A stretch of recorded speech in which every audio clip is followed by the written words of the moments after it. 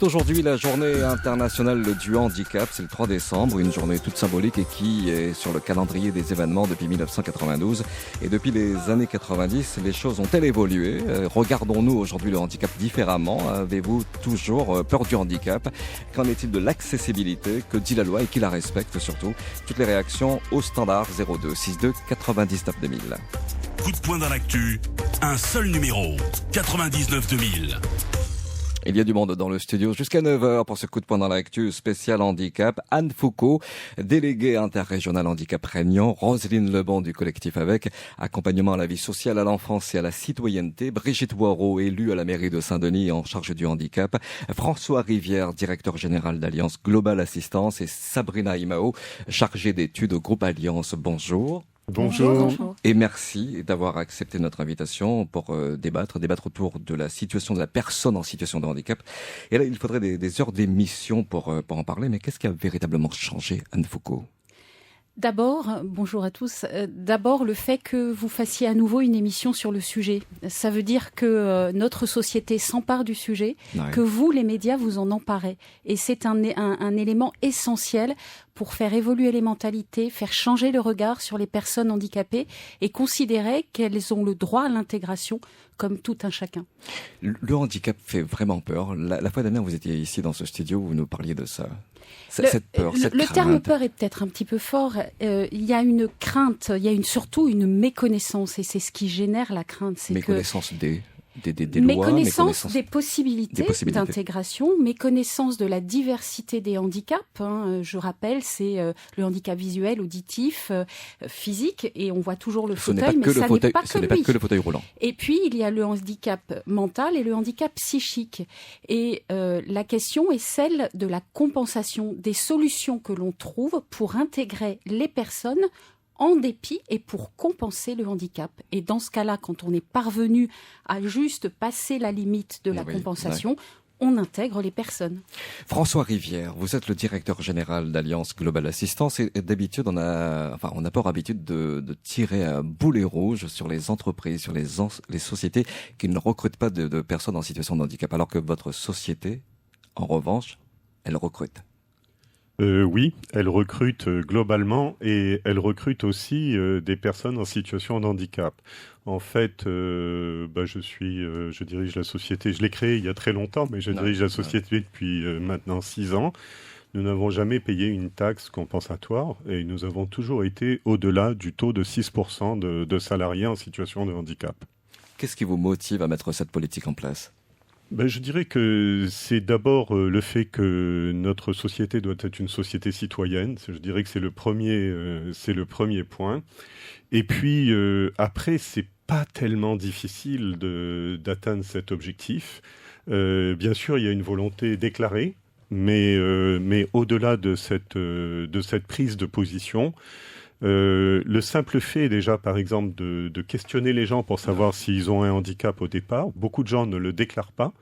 Et pour nous, lorsque la personne a un handicap, d'abord il y a des dispositifs d'accompagnement, il y a des soulagements au niveau des charges sociales, etc. Donc c'est plutôt une opportunité qu'une difficulté. Et après, je dirais que le traitement du recrutement, que ce soit au niveau du recrutement et ensuite de l'accompagnement et de la carrière de la personne, n'est absolument pas différent. Sabrina Imao, vous êtes chargée d'études au groupe de Monsieur Rivière, donc le groupe Alliance, et vous avez été recrutée il y a 8 ans. Oui, tout à fait. Donc il y a 8 ans de ça, j'ai été recrutée dans la société. Donc j'ai été recrutée en tant que... je n'ai pas déclaré mon handicap, je ne l'ai pas dit. Pourquoi ? Parce que j'ai postulé comme tout le monde. Ouais. Et à aucun moment on m'a posé cette question. C'était volontaire. Oui, j'ai voulu travailler dans la société sans. Mais c'était volontaire de ne pas le dire. Pourquoi ? Handicap. Parce que souvent des fois, je n'arrivais pas même pas à l'entretien. À l'entretien, voilà. Donc, vous dites que vous êtes en situation de handicap, donc l'entretien. L'entretien, donc il n'y a pas d'entretien. L'entretien il est généralement annulé ou il n'y en aura pas. Donc vous l'avez caché. Oui. Et donc j'ai été recrutée. Et au bout Mais lorsqu'on a découvert votre handicap. Alors, on a découvert mon handicap parce que j'ai été hospitalisée donc 2 semaines. Et donc du coup, j'ai mis la directrice des ressources humaines dans la confidence, donc je lui ai dit. Il n'y avait pas le choix là. Non, je lui ai dit, et j'étais à cette époque en CDD. Oui. Donc j'ai fait 2 semaines d'hospitalisation. À mon retour, mon CDD allait prendre fin, et on m'a renouvelé. À ma grande surprise. François Rivière. Oui, bien sûr, parce que... Vous êtes son directeur. Oui, oui. Même si on ne travaille pas tous les jours ensemble, mais oui. Oui, parce que notre politique, est, comme je vous l'ai dit, c'est plutôt considéré comme un atout qu'une difficulté. Et si on a ce genre d'informations, même après coup, on essaye plus de donner la chance à cette personne. C'est pas je dirais que c'est pas une discrimination positive, mais juste le fait que on prend en compte la situation particulière de la personne. Roselyne Lebon, vous êtes du collectif AVEC, c'est l'accompagnement à la vie sociale, à l'enfance et à la citoyenneté. Cela vous inspire quoi, ce discours de François Rivière et entendre Sabrina Imao s'exprimer sur son recrutement il y a 8 ans de cela? Elle avait caché en fait son handicap. Oui, alors beaucoup d'espoir parce que du coup, j'espère que ça va donner des idées aux autres entreprises pour élargir leur recrutement. Au collectif, nous avons quand même d'autres difficultés dans la mesure où nous avons des jeunes trisomiques, des jeunes autistes ou des jeunes ou des personnes en situation de handicap psychique où là, c'est déclaré. Et là, on parle de handicap lourd, c'est ça? C'est pas que ce soit lourd, c'est plutôt spécifique. Spécifique. Voilà. Notre difficulté, c'est de faire reconnaître les compétences de nos personnes handicapées et de les utiliser au mieux. De ne pas voir seulement ce qu'elles ne sont pas capables de faire, mais d'utiliser leurs compétences et l'adéquation entre poste et compétences, c'est ça qui est difficile. Alors, on voudrait créer des réseaux, justement, de personnes qui connaissent nos jeunes et qui peuvent témoigner un petit peu de leur façon de fonctionner, quoi. Parce qu'il y a quand même un problème de fonctionnement de nos jeunes. Et de leur capacité. Et de leur capacité. Ouais. Je demande aux auditeurs de Réunion Première de patienter, s'il vous plaît, quelques secondes. Vous êtes très nombreux au standard au 02 62 99 2000. Le temps d'écouter Brigitte Waro, élue de Saint-Denis en charge du handicap. Alors, lorsqu'on entend François Rivière parler de recrutement, Sabrina s'exprimer sur son travail, sur la façon comment elle a caché aussi son handicap, les choses qui avancent, mais doucement, selon notamment... Donc Roselyne Lebon et puis pour Anne Foucault, les choses bougent. Voilà, c'est en train de changer. Je dirais qu'ils sont tous dans le vrai, les uns et les autres. Moi, je salue Monsieur Rivière et Madame Imao, puisque vous êtes, aux yeux de tous, aux yeux des entreprises, des collectivités, un exemple en la matière. Vous dépassez les 6% largement et vous faites fi du handicap des personnes. Donc vous, d'emblée, vous anticipez sur les inégalités et c'est formidable. La ville œuvre contre les inégalités. On œuvre pour ça. Quand j'écoute Madame Roselyne Lebon, je trouve qu'elle a beaucoup de mérite, beaucoup de courage, puisque maman c'est elle-même d'un enfant en situation de handicap.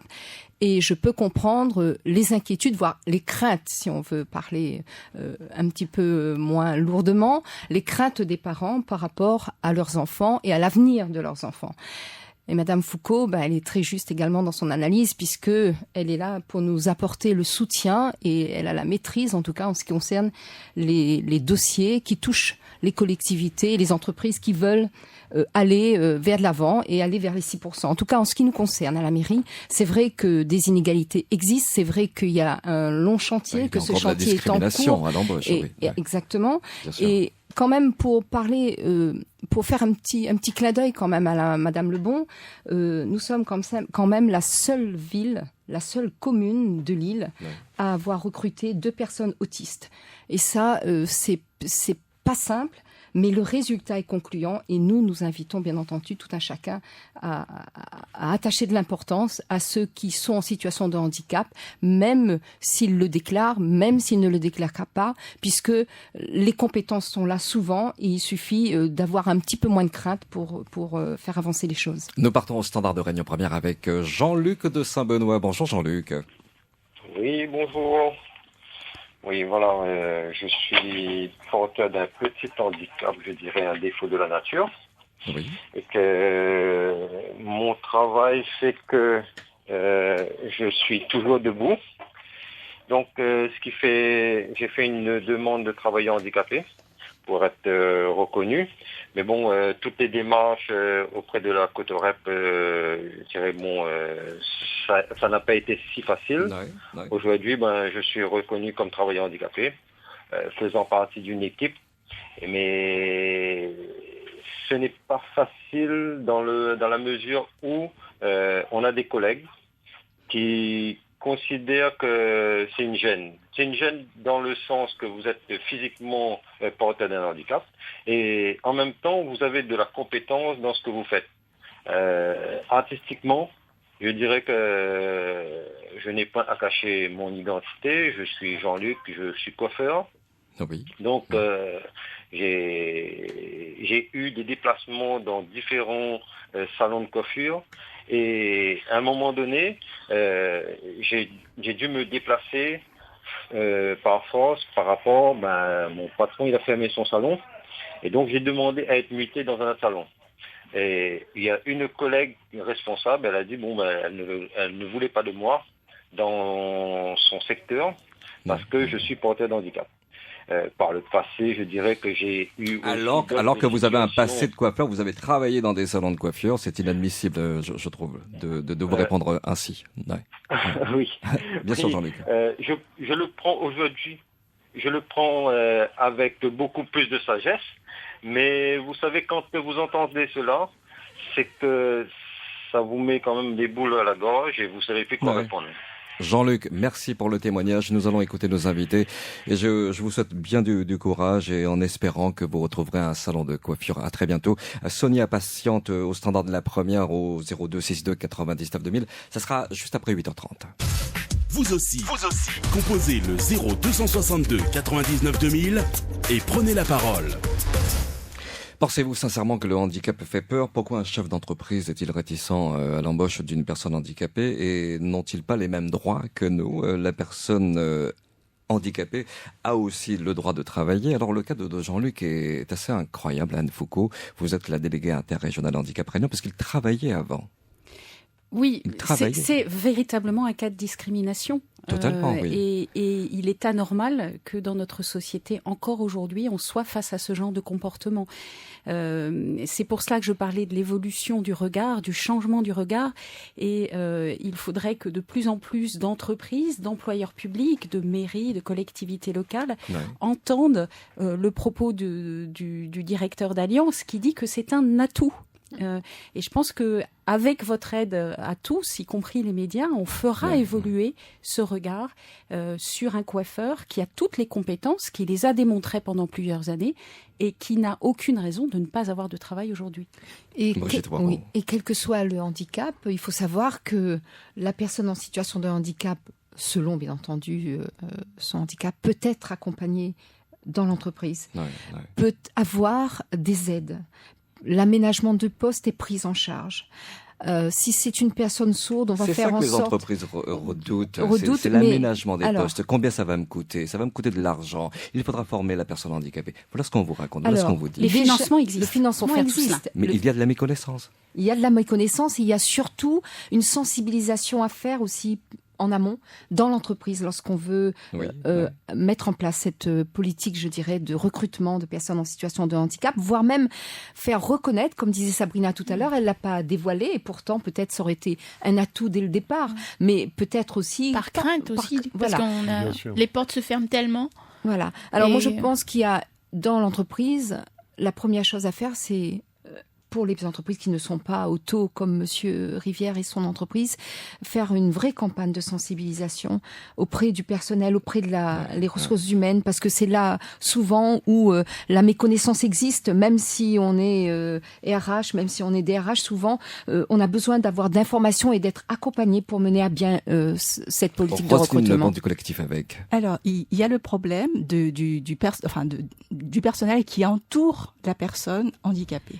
Et si Bon, c'est difficile. On ne peut pas mettre une étiquette à la personne handicapée, hein, mais surtout pas. La difficulté, si vous voulez, c'est lorsqu'on adapte un poste et que les autres personnes font le même travail sans adaptation.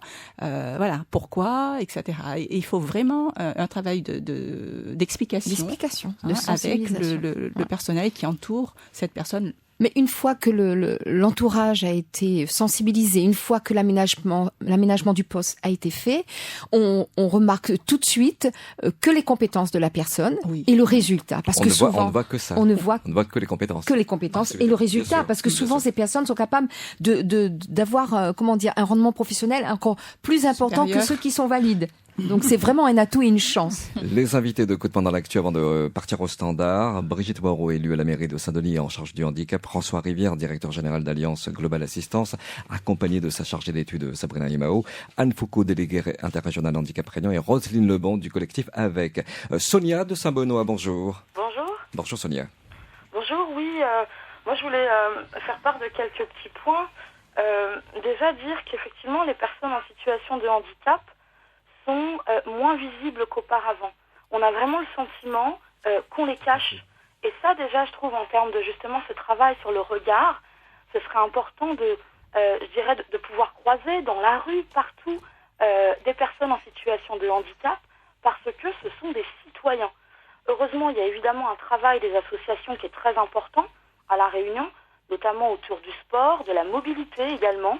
Je pense par exemple à des possibilités avec le dispositif Erasmus+, de faire des échanges de jeunes en situation de handicap avec d'autres jeunes en situation de handicap dans des pays de l'Union européenne. Ça, ce sont des projets que les associations pourraient prendre. Mais je crois aussi qu'il y a un gros travail à faire sur le champ de la lutte contre les discriminations, puis aussi sur l'aménagement des villes. On est encore loin à La Réunion sur cette question. On croise encore beaucoup de personnes en fauteuil en plein milieu des routes parce que les trottoirs ne sont pas encore aménagés comme il faudrait. Il y a aussi des manques au niveau des classes. On parle d'éducation inclusive, seulement on a encore un gros manque de moyens. Il y a des parents qui se plaignent, qui ne peuvent pas scolariser leur enfant. Il y avait aussi il y a un travail à mon sens aussi à développer avec les associations d'éducation populaire, ne serait-ce que sur le champ de la compréhension et du mieux vivre ensemble. Et puis, il faut développer et rendre visibles les actions et les projets entre personnes valides et personnes handicapées. Ouais, Ce qui est dommage, c'est il faut positiver aussi. Projets à La Réunion, souvent sur le handicap. Et quand on s'y rend, il y a les personnes en situation de handicap et leurs familles. Mais le citoyen lambda se déplace très peu. Or, c'est auprès justement du citoyen lambda qu'il faut faire un travail, non pas de communication, mais de compréhension. Sonia, je voulais faire part d'une expérience aussi. Très vite, parce qu'il y a du monde au standard. Très vite, allez-y. Et il existe depuis 2008 une expo pour l'égalité qui est mise en place par une association qui s'appelle le CRIJ Réunion, mais également soutenue d'ailleurs par Alliance, qui traite de toutes les formes de discrimination, mais aussi du handicap, avec des artistes qui, à travers leurs œuvres, parlent de ce sujet. Et lors des débats autour de cette expo, on se rend compte que les gens, et les jeunes notamment, sont prêts à avancer ensemble et aussi avec des personnes en situation de handicap. Sonia, voilà. J'ai envie de vous offrir une médaille là. Ah oui. Merci. Merci à vous, à très bientôt. Je vous en prie, au revoir. Courage. On va aller au standard parce qu'il y a du monde. Monique de l'Étang-Salé, bonjour. Bonjour à toute l'équipe, vous êtes assez nombreux. Bonjour. Et je suis contente d'entendre parler des handicapés. Et moi, je veux mettre en valeur leur capacité. C'est ce qu'on ne fait pas souvent. On parle de leur handicap. Mais jamais de leur capacité, de leur courage. Pardon. Après, même leur nom ne reste pas dans notre mémoire. Même le plus connu, celui qui a œuvré toute sa vie pour le GIHP, celui qui a créé le GIHP à La Réunion, n'a pas droit à une rue, n'a pas droit à un nom, n'a pas droit à un mot, une page de journal, rien. J'attends toujours. Bien sûr. Moi, j'ai personnellement œuvré, écrit, demandé à la commune de Saint-Denis pour qu'il y ait que sa mémoire, Roland Georgie, reste celui qui a créé, celui qui a œuvré toute sa vie. Mais jusqu'à maintenant, j'ai pas eu de réponse. Très bien, Monique, merci. Alors, j'attends toujours. On va rue. J'ai fait, moi, une enquête, je suis à La Réunion, là. aucune rue, aucun bâtiment, rien ne porte le nom de Roland Georget. C'est lui qui a œuvré pour tous les handicapés de l'île. Et Dieu seul sait s'il a été vraiment un homme courageux et... Monique de l'Étang-Salé, merci. Avant de donner la parole à Bernard Olivier, que nous connaissons tous, puisque c'est le disco jockey, qui travaille depuis des années dans les discothèques. Alors, il souhaite intervenir dans le débat. Oui, Brigitte Pavot. Oui, juste répondre à Monique par rapport à cette dernière réflexion qu'elle a faite à propos de Roland Georget. Monique, d'abord, bonjour et merci de votre intervention. Juste vous dire que à Saint-Denis, il y a le club Roland Georget qui existe. C'est un club sportif qui porte le nom de Monsieur Roland Georget et nous en sommes très fiers. Donc, le nom est déjà donné à un club. Et le président de ce club est Arnaud Huguet, qui est lui-même en situation de handicap, qui était encore avec nous pour la journée pour tous hier, qui a fait cette participation pour changer le regard avec nous sur le handicap, et notamment les personnes valides et les personnes en situation de handicap qui ont traversé la ville avec nous, et notamment le club Roland Georget, que je remercie, et pas seulement. Et en effet, à cette occasion, personnes handicapées et personnes autrement capables et des personnes capables comme vous et moi, valides, ont participé à cette marche pour changer le regard. Et je crois que ce genre d'action devrait être multiplié parce que c'était bien une première ici à Saint-Denis, et je crois que nous n'avons pas eu souvent l'occasion de faire marcher ensemble des Joëlettes, des personnes en vélo poussé, en vélo tracté, des personnes non-voyantes ou des personnes autrement capables, déficientes intellectuelles, autistes, et qui ont été tous ensemble hier, main dans la main, nous tous ensemble, nous les pareils, nous la marche ensemble, et ça a été un vrai bonheur, un vrai partage de solidarité. Alors, Monique, rejoignez-nous très vite lors d'une prochaine manifestation. François Rivière, vous êtes le directeur d'Alliance Global Assistance. Alors, est-ce que vous êtes fier de votre personnel, et notamment ce personnel en situation de handicap? Écoutez, non seulement j'en suis fier, mais je rebondis sur ce que disait Brigitte tout à l'heure. C'est-à-dire que hier, il y a une équipe de volontaires qui s'est fédérée autour de ce projet. Il y a eu un concours d'idées dans l'entreprise, parce qu'on est nombreux, on est 214 personnes. Hein. Et l'idée a été présentée d'ailleurs par Sabrina de participer à cette journée. Ouais. Et elle m'a même fait tirer une Joëlette. Avec les autres personnes, mais c'était vraiment un très beau moment de partage et de solidarité. Bernard Olivier, qui est un nom dans le monde de la nuit ici, est avec nous. Bonjour Bernard. Bonjour. Bonjour. Allez-y Bernard. Bonjour. Bonjour à tout le monde sur le plateau également. Oui, donc je me permets d'intervenir parce que je suis moi-même handicapé depuis 3 ans. Je me suis fait amputer d'une jambe pour des raisons de santé. J'apprécie beaucoup ce que vous êtes en train de dire. C'est vrai qu'en une heure, on ne pourra pas refaire le monde ni refaire tout ce qu'on a besoin de faire ici à La Réunion. Moi, je pense que dans le travail, les personnes handicapées ont de plus en plus envie de travailler pour se prouver à elles-mêmes qu'elles sont capables de faire quelque chose et oublier qu'ils sont handicapés aussi. Et je pense qu'il faut donner la chance à tous les handicapés, quel que soit l'handicap. Maintenant, après, tout dépend aussi de la capacité de la personne à travailler. Et si je peux dire 2 ou 3 choses vite fait, je pense qu'il y a une éducation à faire des deux côtés, entre les handicapés et les non-handicapés. Je me comprends en vous disant tout simplement que je vais parler 30 secondes sur les stationnements, parce que c'est quand même quelque chose qui est très important ici, ou même en métropole, qui est beaucoup plus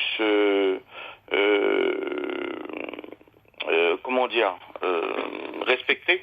Donc moi, ce que je voudrais dire aux personnes handicapées, de mettre leur carte sur leur pare-brise, non pas dans la boîte à gants, parce que souvent quand on leur demande, quand ils sont stationnés sur une place, ils se mettent en colère et ils prennent leur carte dans la boîte à gants. Dans la boîte à gants, oui. Ouais. Et le truc aussi, c'est que souvent et la plupart du temps, les gens qui sont handicapés ne sont pas dans la voiture. Donc, j'avais fait un courrier à la ministre qui était venue à La Réunion il y a 1 an ou 1 an et demi, J'ai eu un retour positif de mon courrier. Je pense qu'elle est en train de faire le nécessaire. C'est pour mettre la photo à côté du logo. Très bien, ça. Vous comprenez ce que je dis là? Bien sûr, non, mais c'est très bien. C'est une très très belle initiative, oui. J'ai fait un courrier à ce niveau-là et apparemment, je pense que ça va apporter ses fruits de mettre la photo de la personne handicapée, surtout, à côté du logo et ce sera sur le pare-brise. Voilà. Donc c'est juste pour faire une petite parenthèse sur les handicapés ici et puis que la police vérifie aussi de personnes qui se mettent sur les places handicapées.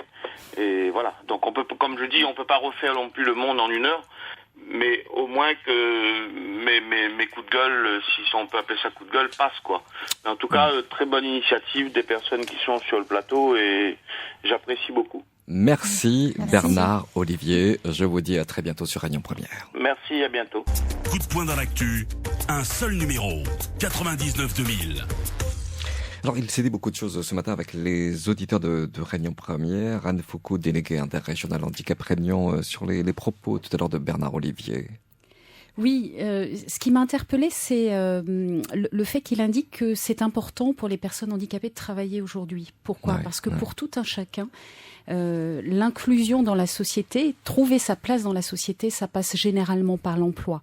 Et on le voit bien avec des entreprises comme Alliance, on le voit bien avec l'implication d'un certain nombre de partenaires. Il y a à La Réunion des employeurs privés, des employeurs publics qui sont exemplaires, qui remplissent l'obligation légale qui a été fixée par la loi, qui va avoir 10 ans l'année prochaine, qui impose l'intégration à l'école des enfants en situation de handicap, et c'est par cela qu'on y arrivera et faire évoluer le regard, parce que ils auront, nos enfants, eu des petits copains en situation de handicap qui auront fait des scolarités équivalentes à la leur, et qu'il leur semblera normal que dans l'emploi on les retrouve. C'est leur place dans le logement, c'est leur place dans les transports, dans la ville, et c'est leur place dans l'emploi qui est essentiel, et c'est pour ça que des organismes comme l'AGFIP et le FIPHFP existent pour financer, compenser, comme l'a dit Brigitte O'Haraud, ce handicap qui peut être un frein, mais qu'on peut compenser et auquel on peut apporter des solutions. Alors, on disait aussi que les personnes handicapées sont un peu dans l'ombre. Voilà, ceux qui ont œuvré, ceux qui ont fait des choses, restent dans l'ombre. On croise beaucoup de personnalités remarquables. On croise beaucoup de personnalités remarquables, et puis il y a tous ceux dont on ne sait pas qu'ils sont en situation de handicap, des élus, des responsables, des décideurs, des gens comme vous et moi, Sandrine dont Mao, on ne connaît pas le handicap, sûr, qui ne le montre pas. C'est le choix de chacun, et qui néanmoins ont tout autant d'énergie que les uns et les autres. Roselyne Lebon. Alors, je voulais dire quand même que nos jeunes, il est vrai que moi je parle au nom des jeunes de l'association, du collectif avec, jeunes trisomiques, jeunes autistes ou handicap psychique. Ces personnes ne veulent absolument pas se dire handicapées. Sandrine, vous partagez ? Sabrina, vous partagez ? Oui, je pense que on n'a pas... Vous ne voulez pas en parler, vous ne voulez pas dire que vous êtes en situation de handicap. C'est pas que je le dis pas, c'est que ça se voit pas et que je vois pas pourquoi... Non, ça ne se voit pas. Oui. Je ne vois pas pourquoi on le dirait. Pourquoi le dire si ça ne se voit pas ? Parce qu'on est tout à fait capable de travailler comme tout un chacun et on partage les mêmes activités, on est tous pareils. Je pense que Sabrina, elle a tout à fait raison. D'abord, on va pas regarder Sabrina avec son handicap, même si on ne le voit pas, même si on le sait, on va pas forcément le mettre en avant. Moi, ce que j'ai envie de mettre en avant, c'est ses capacités, ses compétences et tout ce qu'elle porte de positif et de positif, de constructif en elle et de dynamisme. L'envie de partager l'expérience que moi j'ai. Exactement. Et l'envie. Le savoir-faire aussi. C'est ça. Et je voudrais quand même ajouter, Claude, excuse-moi, je voudrais ajouter quand même, on a dit qu'il n'y a pas de nom de personnes, ou alors les personnes restent dans l'ombre.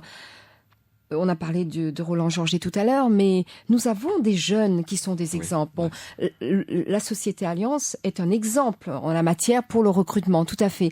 Mais dans d'autres domaines, nous avons des exemples. pour tout vous dire, moi, je voudrais parler quand même de cette jeune fille qui a failli être pour nous notre marraine de notre journée internationale du handicap à la ville de Saint-Denis, qui malheureusement n'a pas pu se déplacer pour cause d'examen. C'est une jeune fille qui est non-voyante, qui s'appelle Elvina Vidotte, qui a 21 ans, une championne, qui est une championne, une vice-championne d'Europe sur le 200 mètres, une vice-championne de France sur le 200 mètres et sur le 100 mètres, qui fait des sauts en longueur. En saut en longueur, on saute tout seul. C'est juste les points de repère. Elle est juste non-voyante. Et elle est actuellement en train de passer, allez, on croise les doigts pour elle, son master en droit d'affaires. C'est formidable. Voilà une jeune fille qui, franchement, qui est méritante. On n'en parle pas beaucoup. On n'en parle que lorsqu'elle est là sur une action sportive. Et je trouve que mettre en avant ce qu'elle est en train de faire, l'exemple qu'elle est pour tous nos jeunes en situation de handicap, c'est extraordinaire. Alors, Elvina, on croise les doigts pour toi, pour ton master d'affaires. Mais il y en a, et ça existe, et il faut en parler. Alain de l'Étang-Salé, bonjour. Oui, bonjour à tous. Donc, je suis Alain Grondin, je suis paraplégique. Oui. Et je suis conseiller municipal moi-même ici à l'Étang-Salé. Donc je m'investis pour changer des choses. Bon, les choses évoluent quand même, il faut mettre en valeur le côté les handicapés. Oui. Et moi je voudrais poser une question à Madame Brigitte Poirot qui est élue comme moi aussi. Oui. Je crois la connaître, je suis pas sûr que je la connais. J'ai proposé une fois, il y avait un rassemblement de quelques élus, parce qu'il y a maintenant dans chaque ville un élu délégué au handicap. Ah oui, ouais. J'ai proposé qu'on puisse travailler ensemble pour mutualiser nos idées. Parce que je peux avoir une idée, Madame Brigitte Poirot peut avoir une idée, plein de gens peuvent avoir des idées pour qu'on puisse travailler, pour qu'on travaille dans le même sens pour la mise en accessibilité des villes. Parce que si chacun travaille de son côté, et chacun fait d'une façon, et après on se retrouve avec des difficultés parce que maintenant, vu que les bus, les transports, les cars jeunes vont être adaptés, on va pouvoir accéder dans les cars jeunes pour les personnes porteuses de handicap. Moi, j'ai fait cette proposition. J'aimerais voir ce projet-là avancer. Nous sommes 24 communes. Après les idées politiques, les bons politiques, ça, c'est pas un souci, mais qu'on puisse se retrouver à un moment donné, pour chacun donne ses idées, pour aller mutualiser, pour travailler ensemble, pour que ce ne soit pas une ville qui soit accessible d'une façon, une autre ville d'une autre façon, mais que la Réunion soit accessible à tous et pour tous. Ce serait important de travailler dans ce sens-là. Donc voilà, moi je fais cette proposition-là. Il y a des gens qui écoutent aujourd'hui, qui écoutent la radio. Ce serait bien qu'on se mette autour d'une table, on se dise, on travaille. Personne ne détient la vérité. Ça n'existe pas. Mais on mutualise nos moyens. Chacun donne ses idées. Après le bon politique, les étiquettes politiques, on met ça de côté. Le plus important, c'est de faire avancer les choses pour les personnes qui portent un handicap. C'est de faire avancer les choses. Alain, on est obligé de s'arrêter là parce il nous reste très peu de temps pour écouter nos invités. J'aimerais avoir la réponse de Madame Waro. Bien sûr. Elle vous donne sa réponse très vite. Bonjour Alain, et d'abord félicitations parce que avoir nommé également quelqu'un en situation de handicap, comme on le disait autour de la table, c'est possible. Tout est possible. Rien n'est impossible. Vous êtes handicapé vous-même et vous êtes conseiller municipal. Et je vous en félicite. Oui, votre proposition, moi je vous écoute, il n'y a pas de problème. On se rencontre, nous pouvons vous inviter lors d'une commission communale d'accessibilité, si vous voulez, pour échanger dans un premier temps et voir comment mettre ensemble votre projet. La ville de Saint-Denis est à l'écoute, il n'y a pas de problème. En tout cas, en ce qui me concerne, je suis tout à fait prête à échanger avec vous, il n'y a pas de souci. Nous allons nous communiquer nos coordonnées et nous ferons en sorte que cette rencontre puisse se faire le plus rapidement possible. En tout cas, je vois que vous, en tant que personne handicapée, vous êtes conseiller municipal et je trouve ça formidable. En tout cas, la ville de Saint-Denis, elle a pris un engagement fort par notre maire, Gilbert Annette, parce qu'il a nommé une 10e adjointe déléguée au handicap.